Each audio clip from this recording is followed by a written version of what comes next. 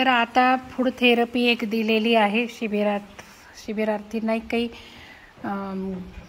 Therapy किंवा काही दिनक्रम दिला आहे, केलंच पाहिजे असं काही रिस्ट्रिक्शन नाही आहे. तर याच्यात फूड थेरपी सांगितली, अन्न ग्रहण करताना आपण जे वर्टेक्स वॉटरला देतो ते अन्नालाही द्यायचं आहे. म्हणून मी सांगते आहे, हे जे काही आहे हादग्याची भाजी ती खूप खूप पौष्टिक असते. सगळ्यांनी ऐका, थोडंसं महत्त्वाचं, मौन असलं तरी ऐकायचं आहे आपल्याला.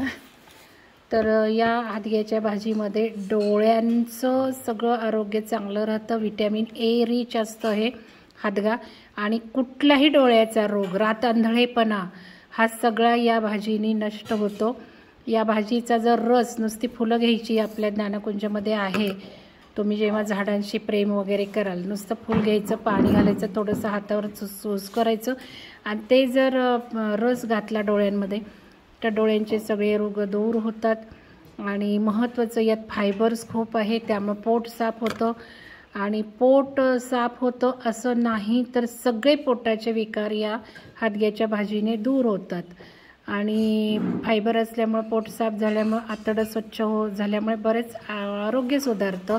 वात पोटातला नष्ट होतं असं म्हटलं आहे. मी आज जरा अभ्यास करून आली आहे सांगायचं म्हणून. आणि मला आवडते भाजी म्हणून लावली आहे आवर्जून ज्ञानकुंजमध्ये. आणि ह्याच्यामध्ये इन्शुलिन सिक्रेट होतं या भाजीमुळे, आणि डायबिटीसला खूप चांगली आहे. पोटाचा वात नष्ट, विकार नष्ट, आणि बरेच अनेक फायदे आहेत. हाडांसाठी सुद्धा उपयोगी आहे याच्या पानांचा आणि फुलांचा रस. हाडंसुद्धा जुळून येतात, आणि अनेक बाकीचे पण फायदे याच्यात आहेत.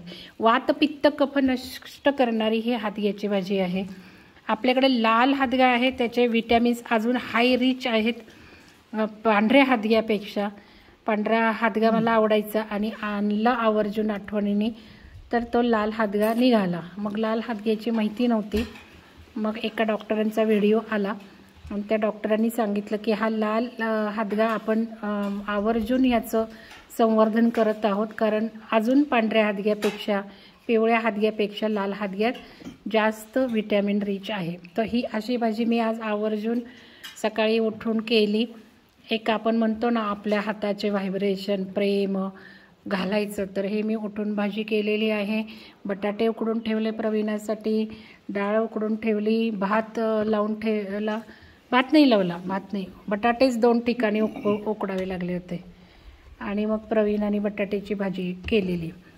हे लोणचं सुंदर झालं आहे, नुसतं बघून आणि वासानेच छान वाटते. मी अजून खाल्लेलं नाही आहे. आणि थालपीठ स्नेहा मॅडमचं आहे. तर असा हा आज पहिला दिवस. आम्हाला जेवायला उशीर झाला आहे, कारण सगळं समजावून सांगत होते. थोडंसं शिबिराचे काय काय अजेंडे आहेत तुम्हाला करायचे तर करा, स्ट्रिक्ट काही नाही. आणि आता मौनमध्ये सुरू झालेलं आहे शिबिर. मौन स्ट्रिक्टली या शिबिरात आपण पाळणार आहोत. हे फार महत्त्वाचं आहे.